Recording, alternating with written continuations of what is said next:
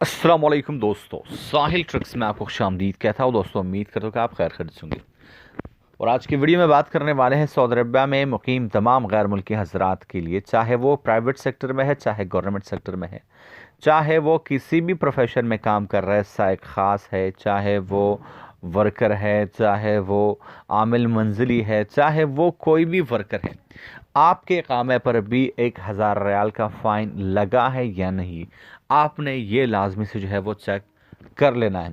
दोस्तों, आज की वीडियो काफ़ी इंपॉर्टेंट है क्योंकि बहुत सारे लोगों को पता ही नहीं होता और उनके इकामे पे जो है वो 1000 का फ़ाइन जो है वो लग गया होता है और उनको पता ही नहीं चलता। जब वो जो है इकामा रिन्यूअल या छुट्टी पे जाने के लिए या फाइनल एग्जिट लगाने के लिए जाते हैं तो वहाँ पे ये जुर्माना जो है वो सामने आ जाता है और उनके पास अभी उतना ही पैसे होते हैं और 1000 रियाल का जुर्माना भरा तो मतलब उनके पास तो कुछ भी नहीं बचा।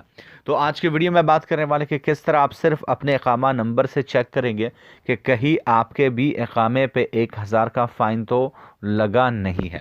दोस्तों, इसके लिए आपको करना क्या है, आपको आपके सपोर्ट का मुझे बहुत ज़रूरत है।